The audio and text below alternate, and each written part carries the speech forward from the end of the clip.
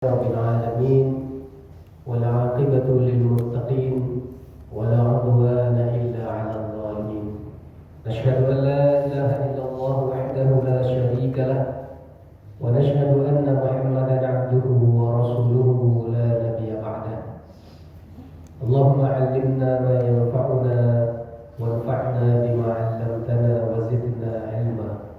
سبحانك لا علم لنا إلا ما علمتنا innaka antal alimul hakim. Yang sama kita hormati pengurus masjid, bapak-bapak, ibu-ibu, hadirin wal hadirat, jamaah maghrib dan isya rahimani wa rahimakumullah. Kembali kita perbaharui rasa syukur kita kepada Allah Subhanahu wa taala dengan memperbanyak rasa syukur kita, melafazkan tahmid alhamdulillah rabbil alamin. Begitu banyak nikmat dan karunia yang Allah berikan kepada kita, nikmat iman, Islam, kesehatan, kekuatan, serta kelapangan. Bapak Ibu yang dirahmati Allah, nikmat yang begitu banyak yang Allah berikan itu, yang Allah minta dari kita, yaitu hanya memperbanyak kesyukuran demi kesyukuran kita kepada Allah Subhanahu wa taala. Dan mudah-mudahan dengan kesyukuran itu Allah Subhanahu wa taala senantiasa melimpahkan dan menambah nikmat-nikmat berikutnya sebagaimana yang Allah janjikan di dalam firman-Nya, la in syakartum la azidannakum. Kemudian salawat dan salam kita hadiahkan ke qudwah hasanah kita, suri tauladan kita, baginda Rasulullah sallallahu alaihi wasallam. Allahumma shalli ala Muhammad wa ala ali Muhammad. Mudah-mudahan juga dengan memperbanyak selawat kepada beliau bertambah kecintaan kita kepada Rasulullah, dan mudah-mudahan dengan itu Allah berikan kepada kita karunia bisa bertemu dan berkumpul bersama beliau kelak di dalam surganya. Amin ya rabbal alamin. Bapak-bapak, ibu-ibu, hadirin wal hadirat rahimakumullah.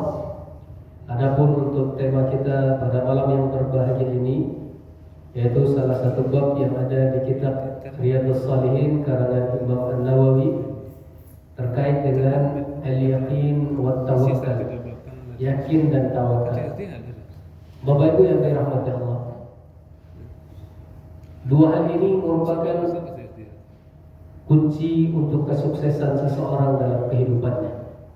Sebagaimana kita tahu bahwa kunci kebahagiaan dalam kehidupan sering disebutkan oleh para ulama, orang kalau ingin bahagia yang harus dia jaga terus adalah kesyukuran dan kesabaran. Syukur dan sabar.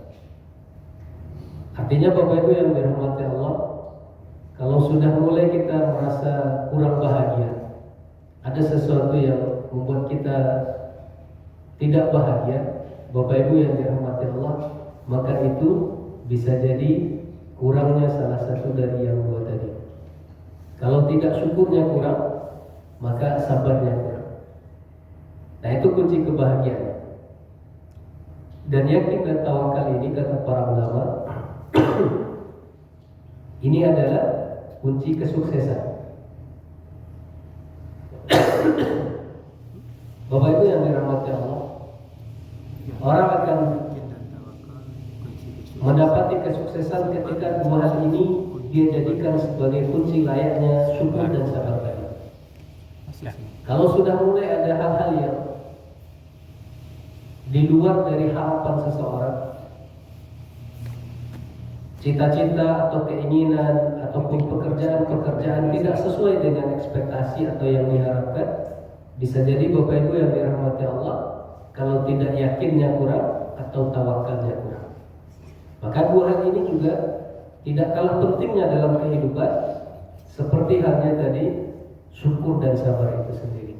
Bapak Ibu yang dirahmati Allah, dan seperti biasa Imam Nawawi sebelum beliau membahas tentang hadis terkait dengan tema yakin dan tawakal ini, beliau singgung ayat-ayat yang berbicara seputar yakin dan tawakal yang ada dalam Al-Quran. Yang pertama beliau sebutkan firman Allah Subhanahu wa taala dalam surat Al-Ahzab. Surat Al-Ahzab ayat 22, di mana Allah Subhanahu wa taala bercerita tentang perang Ahzab itu sendiri. Dari nama suratnya kita mengetahui bahwa salah satu peperangan yang berat dihadapi oleh Rasulullah dan para sahabat yaitu perang Ahzab, atau yang disebut juga dengan perang Khandaq. Bapak Ibu yang dirahmati Allah, maka kunci sukses Rasulullah dan para sahabat menghadapi musuh dalam perang yang sangat sulit ini, di mana dalam perang ini orang-orang kafir, orang-orang musyrik, orang-orang munafik, orang-orang Yahudi bergabung. Maka disebutlah surat ini dengan surat Al-Ahzab. Artinya kelompok-kelompok ataupun golongan-golongan. Semua golongan di luar Islam bersatu padu dalam perang ini, bersekutu untuk menghadapi Rasulullah dan umat Islam. Bapak Ibu yang dirahmati Allah, dan perang ini dalam kondisi sulit. Perang dalam kondisi sulit, musuh juga yang dihadapi bersatu padu. Maka rahasia kesuksesan Rasulullah SAW dan para sahabat dalam perang ini diabadikan oleh Allah Subhanahu wa taala. Di antaranya di ayat 22-nya Allah mengatakan, A'udzubillahi minasyaitonir rajim. Walamma ra'al mu'minuna al-ahzab.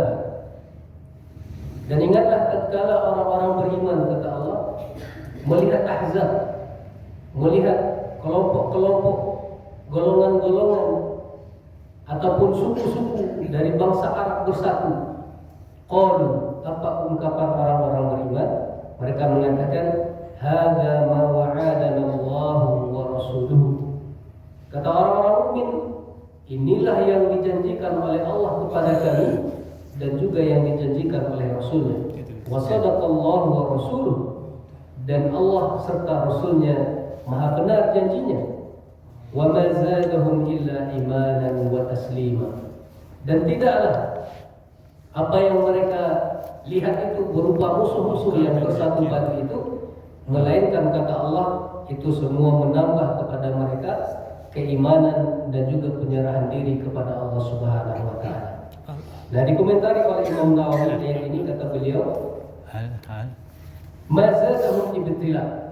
Tatkala semakin sulit ujian, semakin sulit tantangan yang dihadapi oleh orang-orang beriman, maka itu semua menambah keyakinan mereka dengan janji Allah Subhanahu wa taala. Nah, ini yang mesti dihadirkan oleh orang-orang beriman ketika menghadapi suatu ujian atau kesulitan. Yang berikutnya dicantumkan oleh Imam An-Nawawi dalam bab ini, firman Allah Subhanahu wa taala dalam surah Al-Imran ayat 173 masih berbicara tentang peperangan yang dihadapi oleh Rasulullah dan para sahabat tadi. Kata Allah, alladzina qala lahumun nas. Orang-orang beriman itu adalah orang-orang yang ketika manusia mengatakan kepada mereka, innan nasa qad jama'u lakum. Manusia telah berkumpul untuk menghadapi kalian, untuk memerangi kalian. Fakhshawhum. Takutlah kalian kepada mereka. Fazadahum imanan. Tapi malah mereka semakin bertambah keimanannya. Orang-orang beriman bertambah kuat imannya. Wa qalu hasbunallahu wa ni'mal wakil. Jadi Bapak Ibu yang dirahmati Allah, saat kondisi sulit, salah satu kalimat thayyibah, ucapan baik atau zikir yang dianjurkan untuk kita ucapkan, yaitu apa yang diucapkan oleh orang-orang beriman di masa Rasulullah ketika menghadapi musuh-musuh Allah dalam perang Ahzab ini.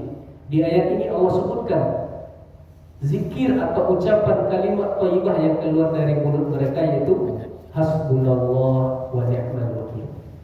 Jadi Bapak Ibu yang dirahmati Allah, kita mengetahui bahwa setiap momentum, setiap peristiwa yang kita lalui dalam kehidupan kita ini, ada ucapan-ucapan, zikir-zikir kalimat thayyibah yang dianjurkan untuk kita ucapkan saat itu.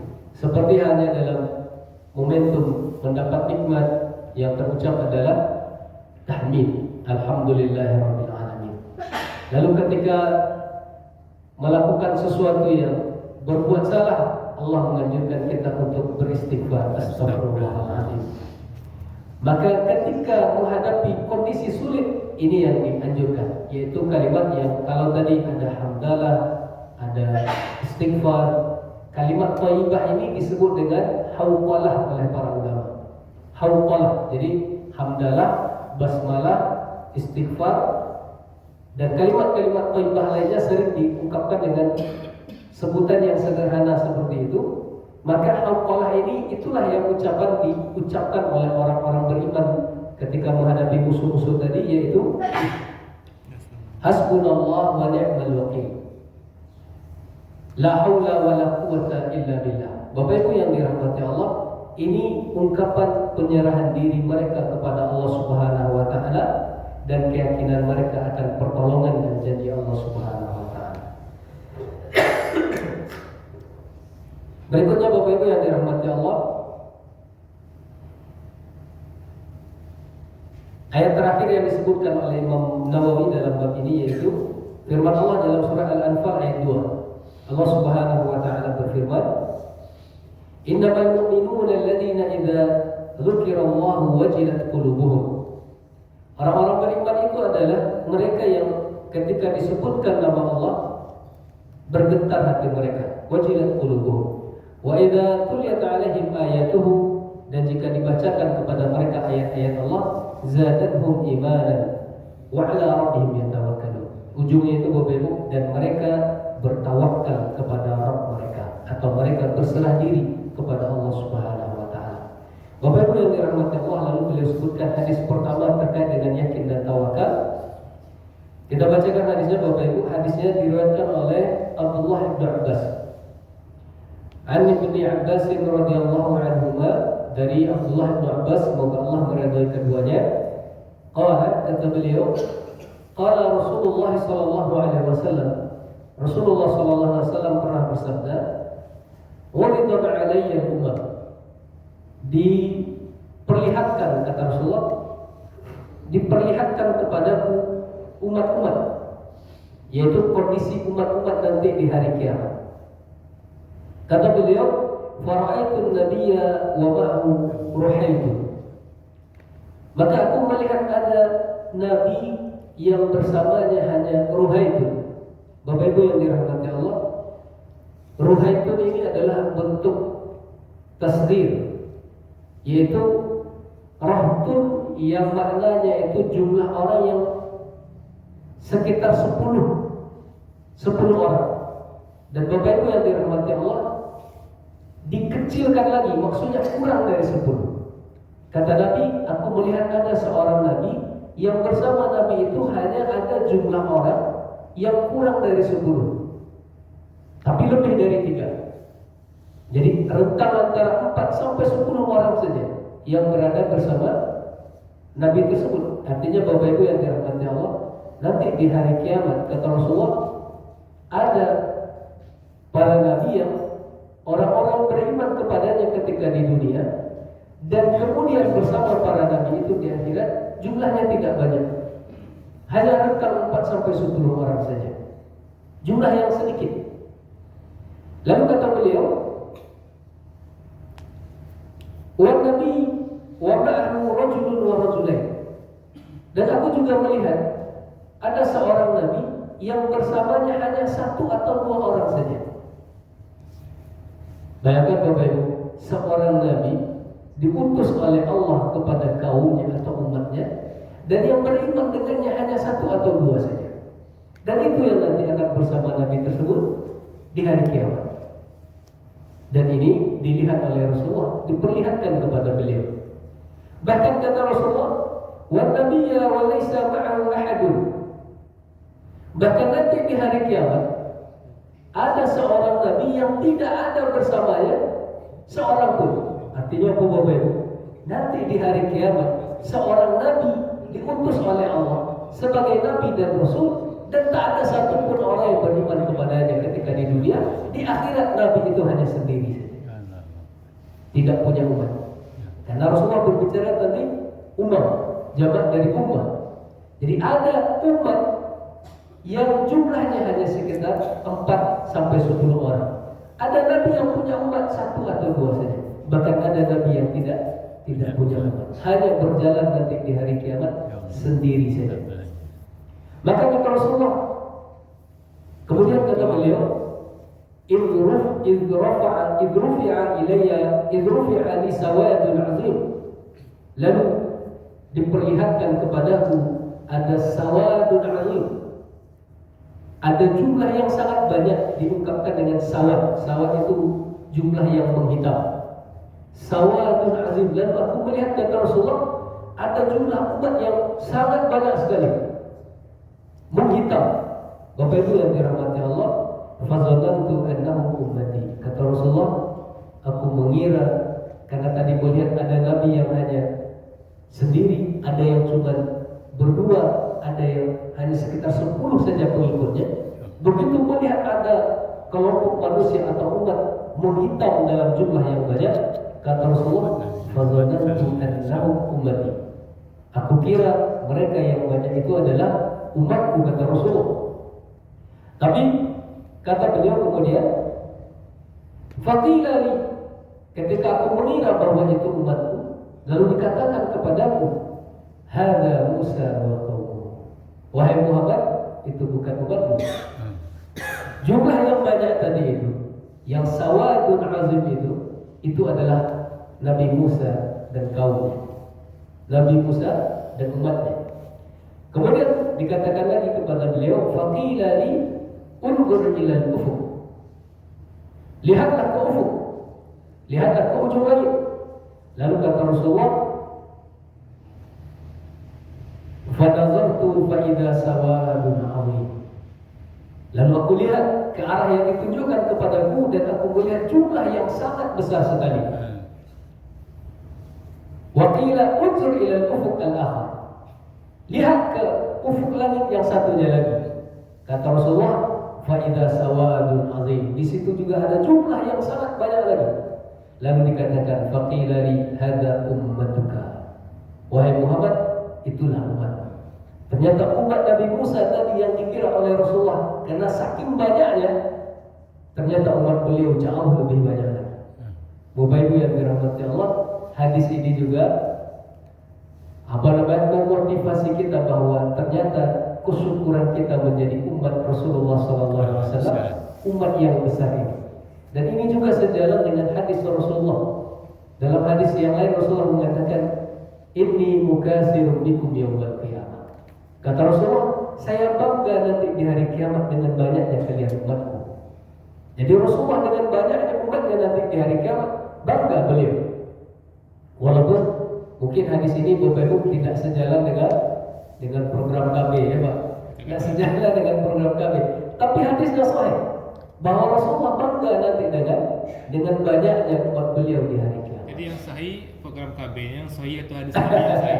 Jadi hadisnya yang sahih, program KB-nya boleh juga disahihkan maknanya, tapi KB-nya berubah, keluarga besar. Oh, okay. Contoh Ustaz.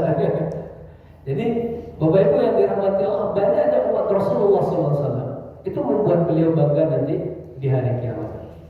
Lalu kata Rasulullah lagi, faqila, setelah beliau mengetahui bahwa umat beliau nanti di hari kiamat sangat banyak, dan beliau sudah lihat gambarannya bahwa umat beliau yang terbanyak nanti di hari kiamat. Lalu dikatakan lagi kepadaku, kata Rasulullah, hadhihi ummatuka wa ma'ahum 70,000 yadkhuluna al-jannah bighairi hisab. Dari yang banyak di dua ufuk tadi, kata Rasulullah, dikatakan lagi bahwa dari umat beliau yang sangat banyak itu, dikatakan kepada beliau, ada di antara mereka 70,000 orang yadkhuluna al-jannah bighairi hisab, masuk surga tanpa hisab. Amin Allah. Mudah-mudahan kita masuk di antaranya. Amin ya rabbal Amin alamin. Allah. Amin. 70,000 orang masuk surga tanpa hisab. Bapak Ibu yang dirahmati Allah, di saat orang lain antri menunggu kedatangan gilirannya untuk dihisab berpuluh tahun, bahkan mungkin beratus tahun nanti di padang mahsyar, ada di antara umat Rasulullah yang tadi itu masuk surga tanpa hisab. Tidak ikut antri, tidak ikut berlama-lama, tidak dihisab, langsung saja masuk surga. Dan itu jumlahnya 70.000 orang. Bapak Ibu yang dirahmati Allah, tapi tidak di riwayat ini. Di riwayat yang lain disebutkan bahwa ketika diberitahukan kepada Rasulullah bahwa dari umat beliau itu akan masuk surga 70.000 orang tanpa hisab, lalu Rasulullah berdoa kepada Allah, berdoa supaya ditambah lagi jatah umat beliau yang bisa masuk surga tanpa hisab. Dalam riwayat itu disebutkan Bapak Ibu bahwa Allah kabulkan doa beliau. Dan dari setiap 70.000 orang itu yang tadi disebutkan masuk surga tanpa hisab, dari setiap satu orangnya dikali lipatkan oleh Allah 70.000 orang berikutnya. Artinya Allah Subhanahu wa Ta'ala dari jumlah umat beliau yang banyak diberikan oleh Allah karunia ada orang-orang yang masuk surga tanpa hisab. 70.000 kali 70.000. Bapak Ibu yang dirahmati Allah, inti dari hadis ini ujungnya ketika disebutkan seperti itu, Rasulullah berhenti. Ketika beliau mengatakan, dikatakan kepadaku bahwa nanti dari umatku yang banyak itu ada 70.000 orang yang masuk surga tanpa hisab. Lalu Rasulullah berhenti sampai di situ. Lalu kata Ibnu Abbas, "Summa nahadha fadakhala manzilahu." Rasulullah berhenti, hadisnya, ucapan beliau, sabda beliau berhenti sampai di situ. Kata Ibnu Abbas, Rasulullah berhenti, lalu beliau masuk ke kamarnya.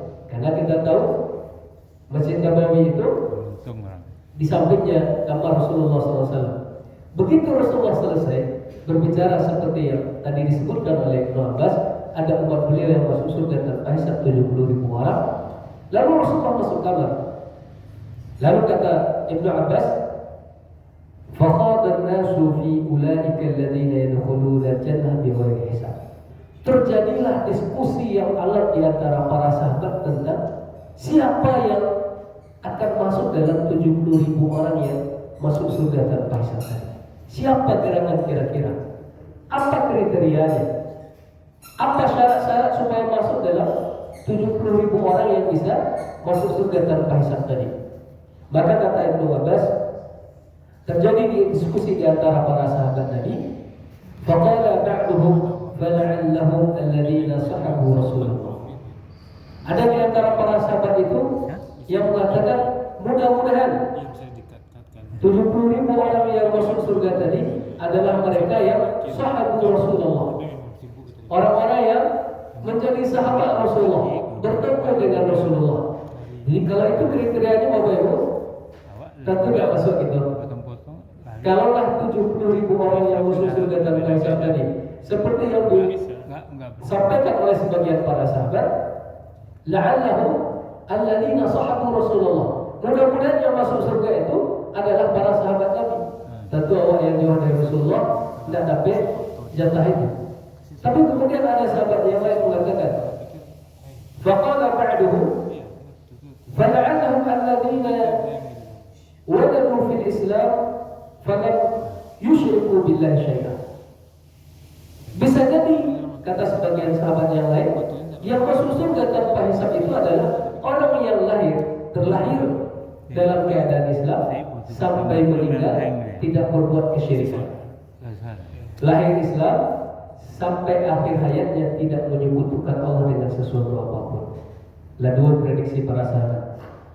Bisa jadi yang masuk surga itu yang bertemu Rasulullah menjadi sahabat Rasulullah. Pendapat yang lain, mudah-mudahan mereka orang yang lahir sebagai seorang muslim sampai meninggal tidak berbuat kesyirikan. Lalu kata Ibnu Abbas, "Wadakaru asya", bahkan ada pendapat-pendapat yang lain, banyak lagi yang mengutarakan pendapat-pendapat mereka. Fa kharaja alaihi Rasulullah.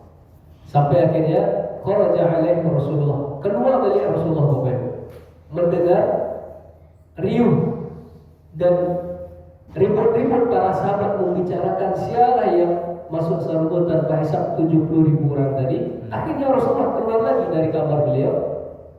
Faqala, lalu beliau katakan, "Man ladzi takhuduna fi?" Apa yang kalian ributkan? Apa yang kalian diskusikan? Maka kata para sahabat, fa akhbaruhu faqala, maka dikatakan kepada Rasulullah,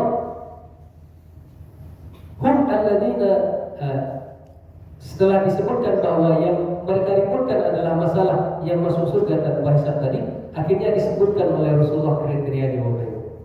Siapa orang yang masuk surga tanpa hisab yang jatah tadi 70 ribu orang. Maka Nabi katakan, mereka yang masuk surga tanpa hisab itu, kata Rasulullah, alladzina la yarqun, orang-orang yang tidak menjampi, wala yastarqun, orang-orang yang tidak minta dijampi, wala yatatayyarun, orang-orang yang tidak tatayyur, yaitu tidak percaya kepada gejala-gejala alam, atau dalam kajian akidahnya disebut tatayyur. Tatayyur itu Bapak Ibu dari kata-kata tayyur. Orang Arab dulu salah satu bentuk takhayul orang Arab yaitu terkait dengan burung. Jadi dalam keyakinan orang Arab jahiliyah, kalau ada burung tertentu nampak, maka akan terjadi begini. Di antara mereka tak mau melakukan perjalanan atau lain sebagainya. Keyakinan-keyakinan yang dikaitkan dengan alam. Atau mungkin kalau Jawa ini Bapak Ibu yang dirahmati Allah, ya hal-hal yang terkait dengan gejala alam atau peristiwa-peristiwa. Contoh sederhananya yang mirip-mirip itu Bapak Ibu, kalau dulu orang Arab jahiliyah burung dijadikan sebagai salah satu fenomenanya, mungkin dia mungkin kalau kupu-kupu, rabo-rabo masuk rumah, apa lagi? Tamu ketibu. Tamu ketibu. Kalau dianggap itu tanda-tanda kebesaran Allah, Ustaz. Karena apa yang terbukti yang itu. Nah, kadang seperti yang tatayur orang-orang jahiliyah tadi terbukti juga. Nah, di situ letak tauhidnya atau akidah keyakinannya, di situ letak ujiannya. Atau yang contohnya dia Bapak Ibu, tangan kata-kata,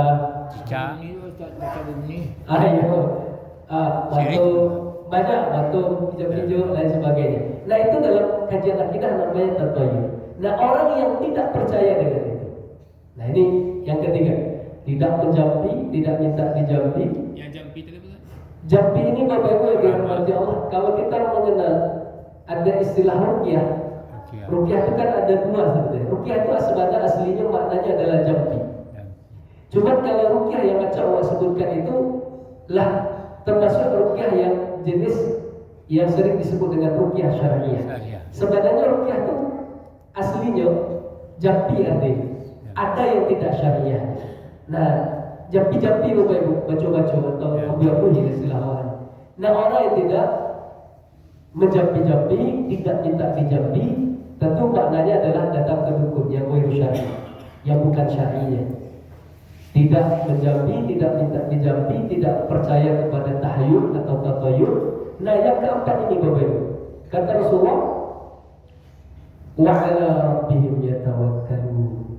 Masuk salah satu 4 kriteria yang akan jadi syarat orang nanti masuk surga tanpa hisab itu adalah mereka orang-orang yang berserah diri kepada Allah.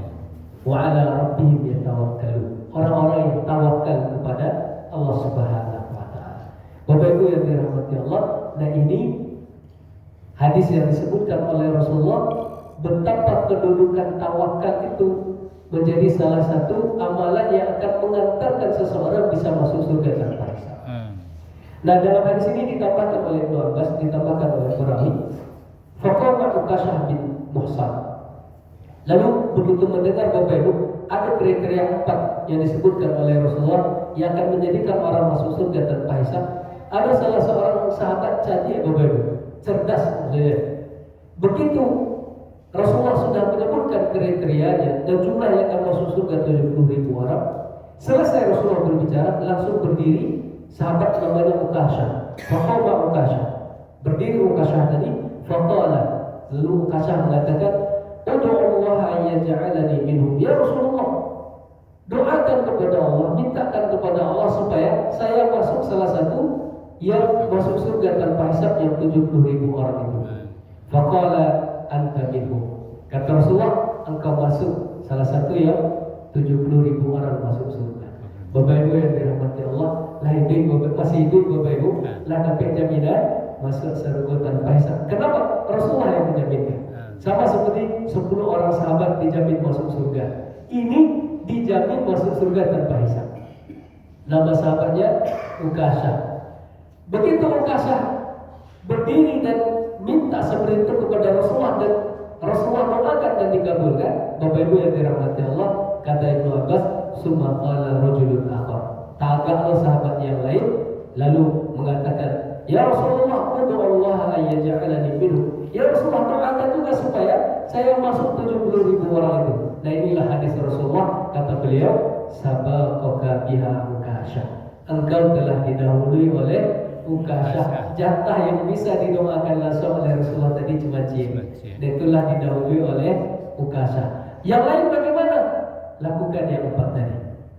Jangan menjampi, jangan minta dijampi, jangan tertoyur, dan bertawakallah kepada Allah. Nah, ini amalan yang akan mengantarkan masuk surga tanpa hisab. Ini hadis yang pertama, Bapak Ibu yang dirahmati Allah. Hadis yang kedua terkait yakin dan tawakal juga. Hadis dari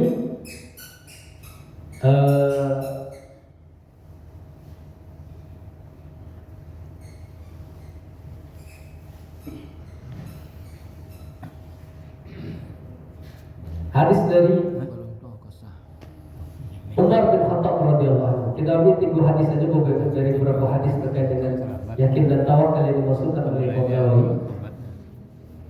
Hadis yang kedua yaitu dari Umar radhiyallahu anhu, diriwayatkan oleh sahabat beliau Umar bin Khattab, semoga Allah meridai beliau. Qala, kata Umar, sami'tu Rasulullah sallallahu alaihi wasallam yaqul, saya pernah mendengar Rasulullah bersabda. Apa kata Rasulullah? Law annakum tatawakkaluna 'ala Allahi haqqa tawakkuli. Rasulullah mengatakan, kalaulah seandainya kalian bertawakal kepada Allah haqqa tawakkuli, dengan tawakal yang sebenarnya, la razaqakum kama yarzuqut tayr, maka niscaya pasti Allah akan memberikan rezeki kepada kalian sebagaimana Allah memberikan rezeki kepada burung.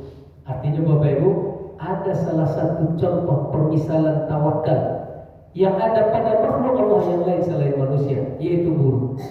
Maka kata Rasulullah, kalaulah kalian betul-betul bertawakal kepada Allah dengan tawakal yang sebenarnya, Allah pasti akan memberikan rezeki, kesuksesan, materi, ataupun kebahagiaan, ataupun usaha lancar dan lain sebagainya. Bapak Ibu yang dirahmati Allah, Rasulullah jadikan sebagai contoh permisalan makhluk Allah berupa burung. Bagaimana tawakalnya burung? Rasulullah sebutkan. Kata beliau, taruduh limasan wa taruhu bita'ala. Burung itu keluar dari sarangnya di pagi hari dalam keadaan perut kosong, dan balik lagi ke sarangnya di sore hari dalam keadaan perut sudah penuh berisi. Itulah tawakal, atau itulah haqqa tawakkul. Artinya Bapak Ibu, hadis ini meluruskan pemahaman sebagian orang yang meyakini bahwa tawakal itu diartikan dengan pasrah. Jadi kadang-kadang Bapak Ibu, orang mengartikan tawakal itu pasrah sebelum ada usaha. Jadi kalau tanya, Bapak di rumah saya bapak paling kerajo, bapak berusaha, ya balik tawakal kepada Allah. Bapak Ibu yang dirahmati Allah, itu bukanlah tawakal, itu pasrah. Sedangkan tawakal itu adalah berserah diri kepada Allah, menyerahkan urusan kepada Allah setelah ikhtiar maksimal. Ikhtiar maksimal, lalu hasilnya serahkan kepada Allah, itulah tawakal. Dan diiringi dengan keyakinan. Bapak Ibu yang dirahmati Allah Subhanahu wa taala, maka selagi seorang hamba mau keluar dari rumahnya di pagi hari, berusaha mencari rezeki Allah Subhanahu wa taala. Ibarat Bapak Ibu burung, enggak tahu burung tadi di mana dia akan memperoleh makan. Entah di mana rezeki Allah sediakan untuk burung, cuma yang jadi tiap hari burung itu keluar dari sarangnya. Dan tiap hari pula dia balik ke sarangnya dalam keadaan burung kenyang. Begitulah tawakalnya burung. Kalaulah mau manusia bertawakal dengan sebenarnya tawakal, maka kata Rasulullah, tentu dia tak akan mau kalah dari seekor burung. Usahanya, ikhtiarnya, itu yang akan mengantarkannya kepada kesuksesan dan hasil maksimal. Tidak seperti orang yang sering menyalahartikan tawakal dengan pasrah atau melepaskan urusan kepada takdir Allah tanpa dia berusaha maksimal. Bapak Ibu yang dirahmati Allah, ini hadis yang yang kedua. Hadis yang ketiga, Iya, kalau tak kuat hadis dari An-Abi perintah. Ibarah Al-Bara' bin Azib radhiyallahu anhu, dari sahabat Nabi namanya Bara' bin Azib. Beda ya. Kata beliau, kata Bara', qala Rasulullah sallallahu alaihi wasallam, Rasulullah sallallahu alaihi wasallam pernah bersabda, ya fulan. Jadi Rasulullah menyampaikan kepada salah seorang sahabat, dan Bara' hanya menyebutkan fulan, ya sianu, tidak disebutkan nama orang. Kata Rasulullah, ya fulan, idza awaita ila firashika, wahai fulan, jika engkau hendak mendatangi atau menempati firashika, kasur, ranjang, tempat tidur, maka kata Rasulullah, faqul, maka ucapkanlah, Allahumma aslamtu nafsi ilaika, wa wajjahtu wajhi ilaika, wa fawwadtu amri ilaika, wa alja'tu zahri ilaika, rahbatan wa rahbatan ilaika, la malja'a minka wa la manja minka illa ilaika, amantu bi kitabika alladhi anzalta wa nabiyyika alladhi arsalta. Kata Rasulullah, wahai fulan, jika engkau ingin tidur, mendatangi tempat tidur atau ranjangmu, maka ucapkanlah ini. Dan doa ini, Bapak Ibu yang dirahmati Allah, doa yang diajarkan oleh Rasulullah sebelum tidur. Dan hadis ini hadis muttafaqun alaih. Hadis diriwayatkan oleh Imam Bukhari dan Imam Muslim di dalam kitab sahih keduanya. Nah, Bapak Ibu yang dirahmati Allah, berarti ini doa tidur. Fenomena yang kadang-kala terjadi di kita adalah ketika kita dihadapkan pada suatu amalan, misalnya doa yang sudah kita hafal dan kita amalkan dari kecil sampai hari ini, ternyata bertemu kita dengan doa untuk amalan yang sama-sama dari Nabi, tapi hadisnya sahih. Dan hadis yang selama ini kita amalkan derajatnya di bawah sahih, bisa jadi hasan, bisa jadi dhaif. Bapak Ibu yang dirahmati Allah, tidak jarang ada orang yang kemudian begitu belajar hadis, lalu ketemu ada hadis yang lebih sahih dari sesuatu yang selama ini dia amalkan atau orang lain amalkan, lalu dia anggap yang diamalkan orang ini salah. Bapak Ibu yang dirahmati Allah, ini di banyak doa dan zikir saja banyak saya kita temukan. Contoh, ikut doa tidur dari Bapak Ibu. Kini kalau rujuk ke apa yang kita dapatkan dari kecil, Bapak Ibu, coba doa lalu yang besok baca Bapak, Bismillahirrahmanirrahim ahya wa amut. Bapak Ibu yang dirahmati Allah, doa ini derajat hadisnya di atas Bismillahirrahmanirrahim. Doa makan. Doa makan biasanya kok baca baru Allahumma barik lana fima razaqtana wa qina adzabannar. Ada orang belajar hadis Bapak Ibu, lalu masuknya hadis yang lebih sahih dari apa yang Allah amalkan dari kita tadi. Lalu keceknya itu hadisnya lemah. Hadisnya yang kuat adalah kalau makan tuh doanya cuma Bismillah. Buku puasa dari kita yang baca doa buku puasa apa bu? Allahumma laka sumtu wa bika amantu wa ala rizqika aftartu bi rahmatika. Lalu dia bertemu ada hadis yang lebih kuat. Kalau Allahumma laka sumtu dibaca sebelum berbuka, ada doa yang diajarkan oleh Rasulullah juga, bacanya setelah awal batal puasa sudah minum. Apa bu? Sudah bisa jadi ada Bapak Ibu yang mengamalkan doa buku puasa yang cilek.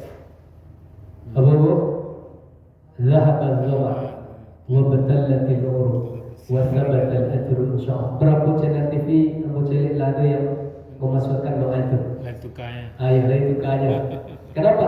Iya, memang itu hadisnya lebih kuat dari yang salah pokok apa? Tidak dipungkiri Bapak Ibu yang dirahmati Allah. Cuma masalahnya, apakah kemudian kita salahkan orang yang mengamalkan Allahumma laka sumtu, Allahumma barik lana, bismika Allahumma wa ahya wa amut. Bapak Ibu yang dirahmati Allah, bukan serta-merta kemudian kita bertemu doa yang hadisnya lebih kuat lalu yang itu jadi salah.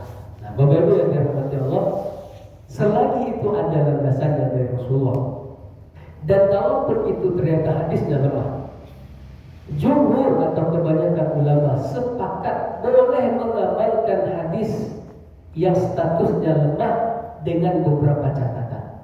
Pertama, hadis itu tidak berkaitan dengan akidah.